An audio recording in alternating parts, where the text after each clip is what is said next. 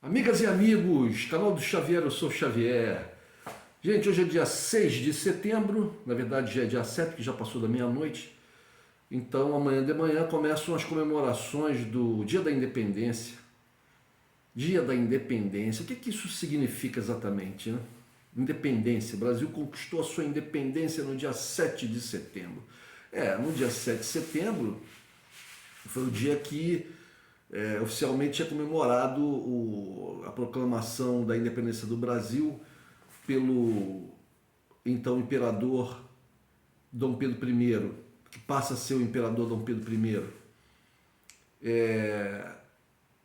Independência de Portugal. Isso é tudo muito confuso, complexo e ambíguo, né? Porque e aí está nessa questão exatamente dessa ambiguidade, dessa coisa complexa e confusa, a minha crítica a brasileiros aqui no Brasil, obviamente, que criticam a coisa portuguesa, da colonização, falam mal do português, fazem piadas e querem uma espécie de um distanciamento da história, da nossa história com Portugal, etc e tal, né? Porque a coisa é muito confusa. Essa coisa de roubar o nosso ouro, de eles nos exploraram, roubaram o nosso pau-brasil, etc e tal. Em primeiro lugar, a minha noção da coisa, como eu repito várias e várias vezes, né? O Brasil, como a gente conhece, ele não existia antes da chegada dos portugueses, não existia Brasil.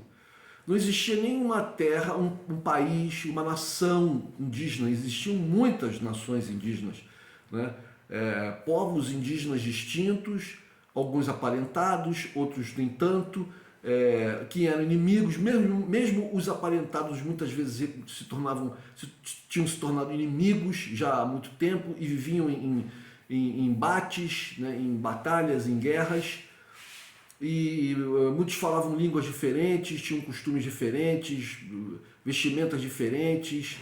E o que as descobertas arqueológicas nos mostram é que muitos desses povos que viviam aqui e que foram classificados como índios, na verdade eles eram, digamos assim, pela classificação antiga das raças, eles eram povos de raças diferentes, né? Uns seriam da chamada raça vermelha, o que depois também se classificou como mongoloides, ou seja, que seriam pessoas etnicamente, geneticamente aparentadas com os povos lá do Oriente, e outros seriam povos negroides, né? com uma aparência mais para povos africanos, e com parentesco genético e tal desses povos africanos. Então, e talvez até misturas entre essas duas, entre aspas, raças. Eu estou colocando entre aspas porque raça é uma noção já abandonada há muito tempo pela ciência, pela nossa ciência.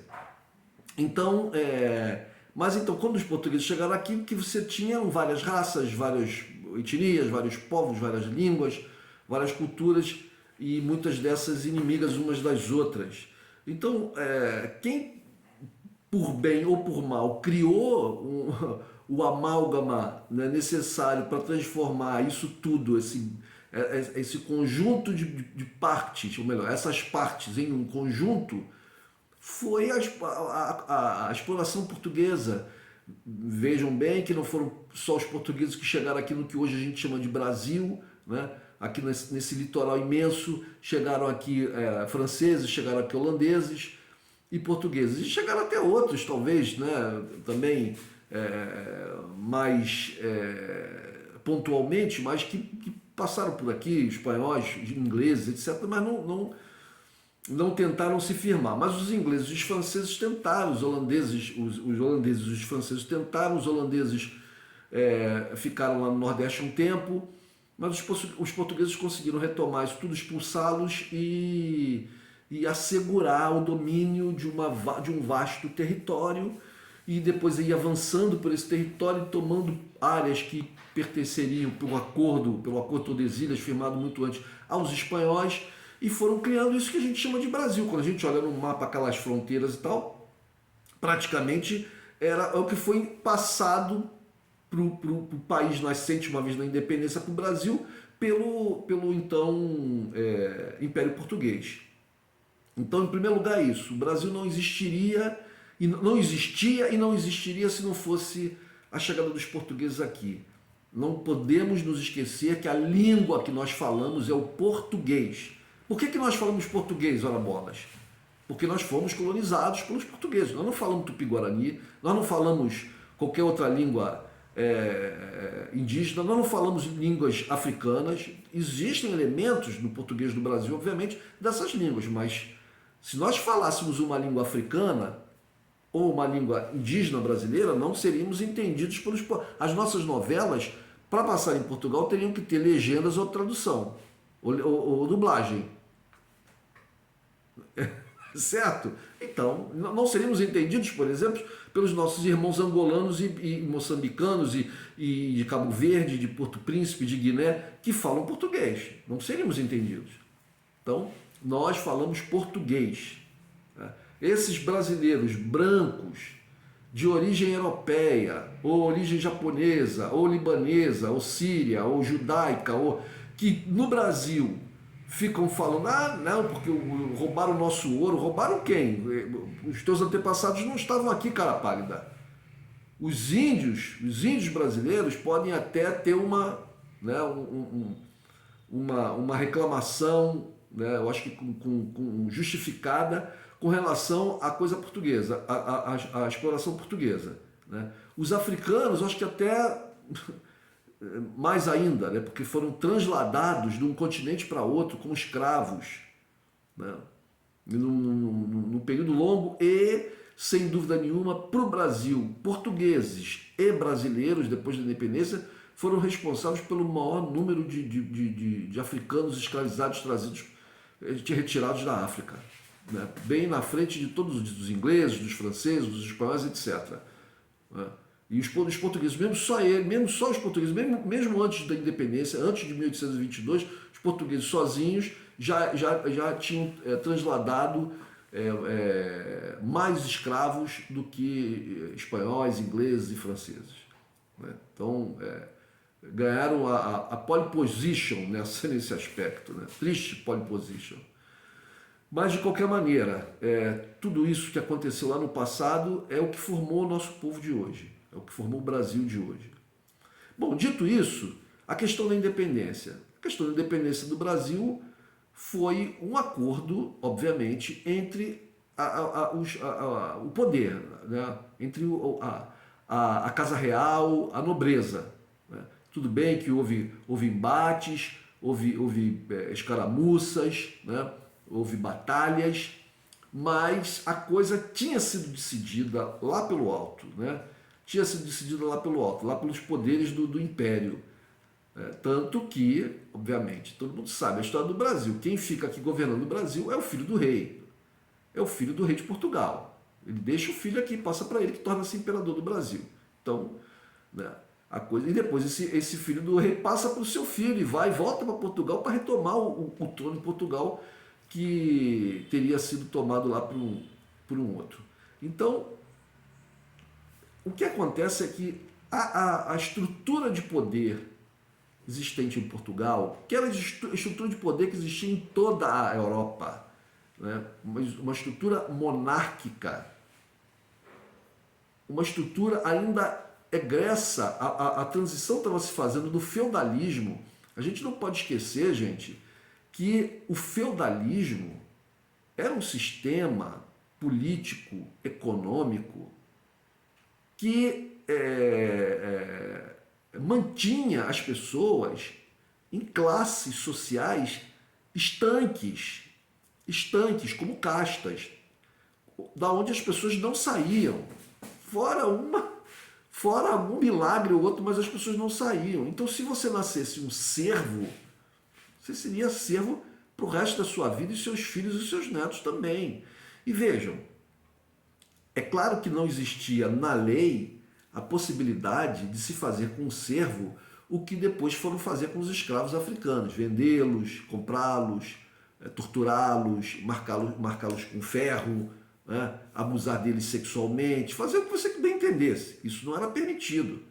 Mas Isso não era permitido no papel, na lei, mas nos confins dos feudos, né, dos territórios lá dominados por duques, barões, condes, viscondes, sei lá, que dominavam regiões onde tinha o castelo dele e as terras agriculturáveis em volta, que eram de propriedade desse nobre e que os servos cultivavam a terra, mas tinham que passar a maior parte para o nobre, e onde não havia uma justiça. O nobre, o senhor do castelo, ele era o juiz, ele era o governante, o legislador, ele era o senhor do poder executivo. Então, se ele quisesse pegar lá a filha do pobre coitado do servo e estuprá-la, e fazer dela uma escrava sexual, a quem o servo iria reclamar? Ao Papa em Roma? Primeiro, que não era fácil chegar ao Papa em Roma.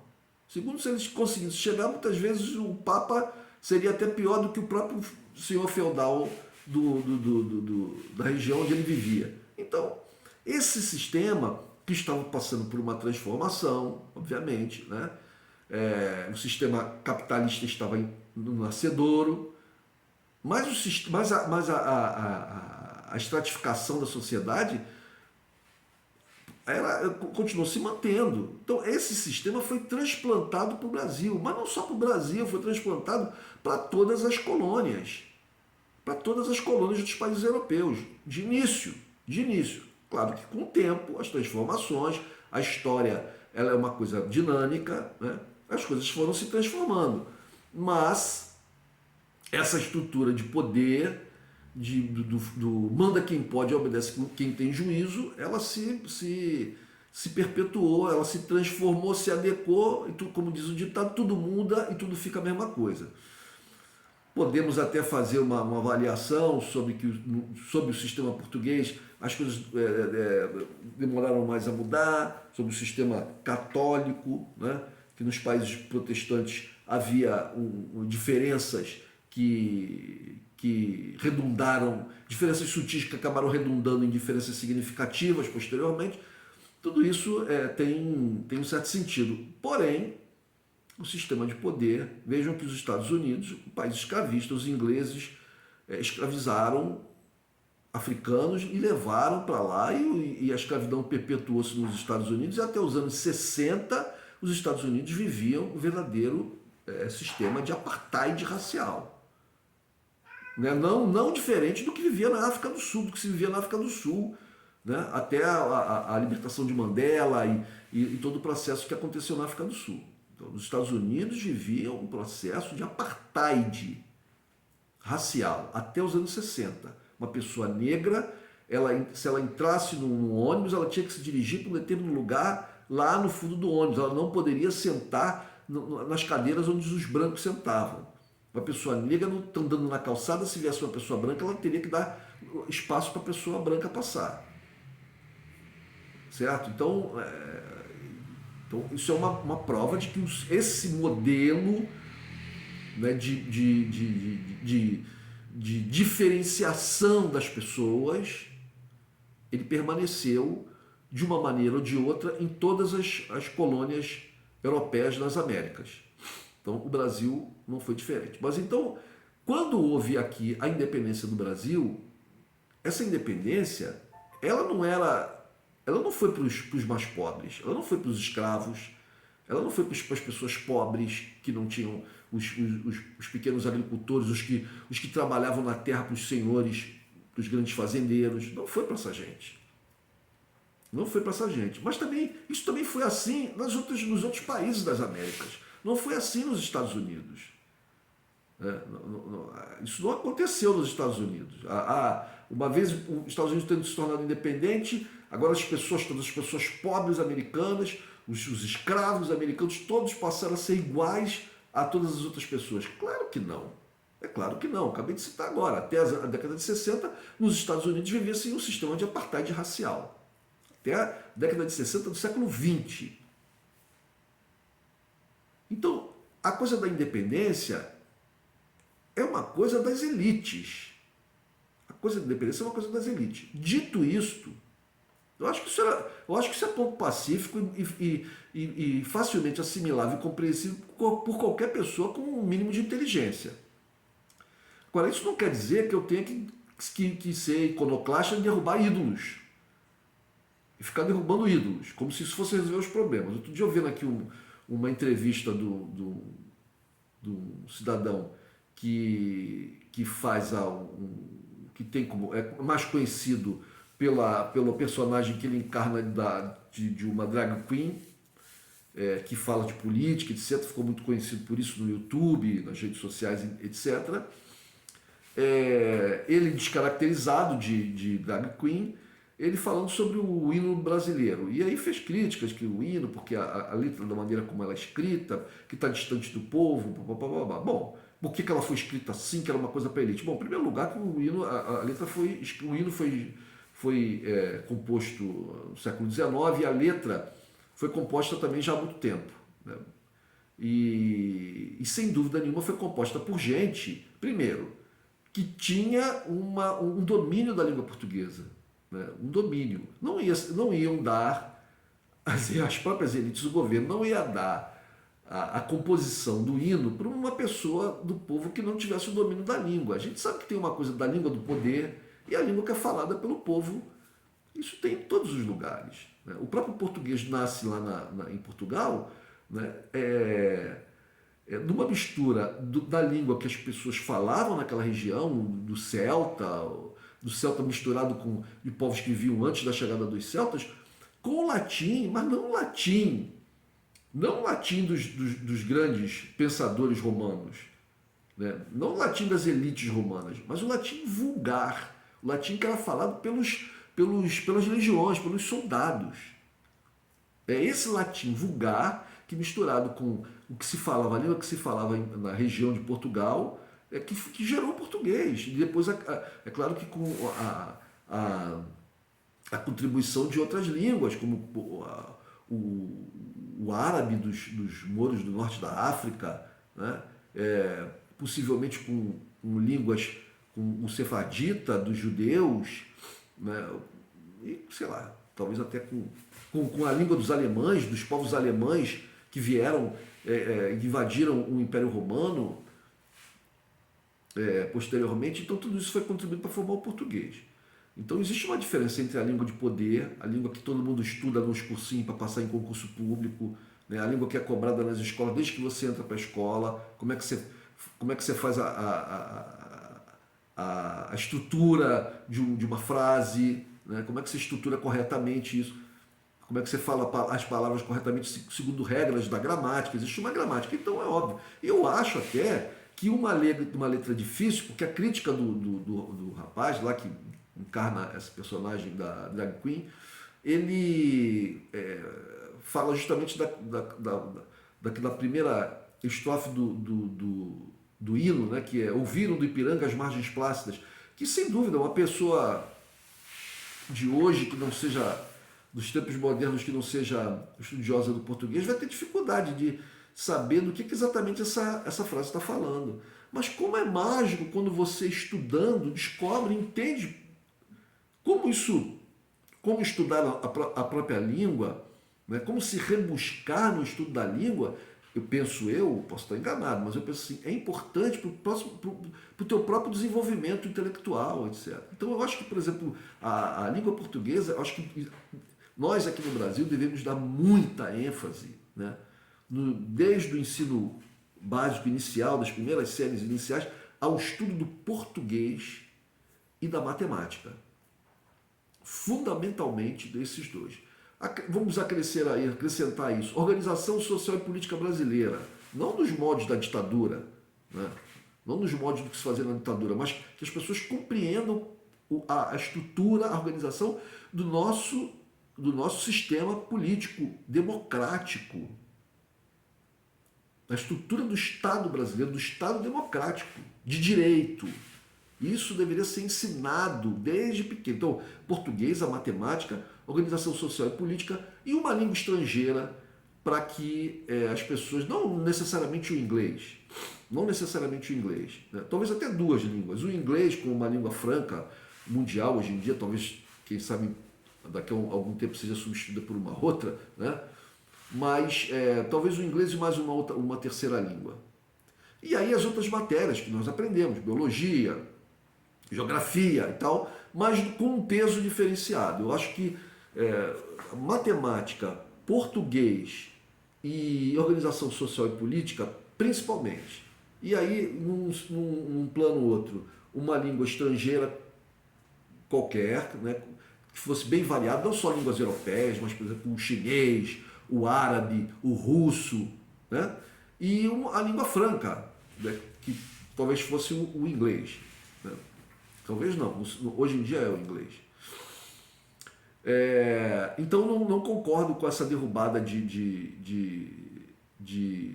ídolos, né? Não concordo muito não. Assim, vamos botar tudo abaixo, o hino nacional não serve para nada, a bandeira nacional não serve para nada. Eu acho que a gente tem que ir devagar, porque senão a gente acaba destruindo essa coesão, isso que forma o que a gente chama de Brasil, gente. Que infelizmente, queiramos ou não, que forma o que é o Brasil é o quê? É o desenho no mapa, é o hino nacional, é a língua que a gente fala. Isso é mais difícil de destruir, né? Mas eles podem. Existem. O Brasil nem sempre falou português. O Brasil já estava estruturado como uma grande colônia portuguesa e a gente falava aqui outras línguas. Até mesmo depois da independência, a gente não falava português todo mundo no Brasil. Pelo interiorzão aí se falava a língua geral. A língua portuguesa ela se estabelece verdadeiramente no Brasil, a gente pode dizer, na segunda metade do século XIX para frente. Na segunda metade do século XIX para frente, que aí ele vai se estruturando cada vez mais, e no final do século XIX mais, e no início do século XX e tal. Se não fosse isso, nós teríamos aí vários países, seria muito mais fácil romper o Brasil. Quem acha que deve ser dividido o Brasil, né, infelizmente, deve achar que isso é legal. Mas vamos lá, então a independência. Uma vez que nós conseguimos a nossa independência de Portugal, né, passamos a ser um país independente, nós ficamos rapidamente dependentes da Inglaterra, submetidos aos interesses da Inglaterra. A Inglaterra era potência. Portugal já tinha uma submissão à Inglaterra. E o Brasil independente ficou submetido à Inglaterra. E depois, na virada do século XIX para o século XX, quando a Inglaterra passa a tocha, né, da supremacia mundial para os Estados Unidos, vai passando, né, a tocha para os Estados Unidos, nós começamos a ficar submetidos aos Estados Unidos. Tanto que a nossa dívida externa ela é transmutada de libra esterlina para dólar. Justamente da virada do século XIX para o século XX. Com a vitória dos americanos na Segunda Guerra Mundial, a parte do mundo dos americanos, dos russos, né, o mundo foi dividido em dois e nós ficamos submetidos ao poderio norte-americano. Então o Brasil ele não deixou de ser independente. Ele não deixou. Formalmente é um país independente, mas não deixou. Todas as vezes que nós tentamos ser independentes, vem uma rasteira, né, derruba a tentativa e voltamos à dependência. Aconteceu isso em 2016, quando o Brasil estava bombando, quando o Brasil veio num processo bom, governo Lula, governo Dilma, o Brasil veio crescendo, o Brasil veio se tornando independente realmente das relações internacionais, reconhecido mundialmente, né, diplomaticamente reconhecido. As questões nacionais importantes para o nosso desenvolvimento econômico, com atenção, valorizadas. Todo esse processo foi tolhido com o golpe. E aí vem o governo de Michel Temer e faz o quê? O que eles sempre querem fazer é privatização, abertura de mercado, essas coisas maravilhosas que as pessoas aí no YouTube tem vários canais aí de jovens imbecilizados que falam sobre isso. Tem que abrir os mercados, tem que iniciativa privada, tem que diminuir o Estado. Então é isso. E aí agora com esse governo Bolsonaro foi o suprassumo, foi a cereja no bolo de todo esse processo de ressubmissão. Nós estamos colocando a cabeça ali para fora da água, puxando nossos pés, afundamos de novo. E agora temos aí uma eleição, mais uma possibilidade da gente tentar de novo, né, com um governo que tenha uma visão nacionalista sem ser xenófoba, inteligente. Temos que ser espertos. Temos que ser espertos no trato da coisa, das possibilidades e das iniciativas de um governo, verdadeiramente nacional, voltado para os interesses do povo, do desenvolvimento do país, porque nós temos todas as possibilidades do mundo. Né? Um verdadeiro milagre. Eu afirmo isso, um verdadeiro milagre que o Brasil tenha se transformado no que se transformou. Um país gigantesco, uma população grande, falando uma única língua. Milagre frente às forças de solução disso que foi construído. E agora, amanhã, vão um bando de retardados mentais com camisa da seleção brasileira, uma instituição privada, extremamente corrupta. Né? Isso, veja bem, essa crítica que eu estou fazendo não é a crítica ao gosto das pessoas ao futebol. Eu sei que as pessoas no Brasil adoram futebol, mas a CBF representar o Brasil, pelo amor de Deus, o Brasil é muito maior do que isso. Isso é uma parte até feia do Brasil. Mas é isso, um montão de gente fantasiada de camisa de seleção brasileira, fazendo sinalzinho de arminha e defender um governo de um energúmeno estúpido que até pouco tempo atrás batia a continência para a bandeira americana, toda vez que desfilava tinha uma bandeira de Israel do lado. Essa é a nossa independência. É triste. Um abraço, gente.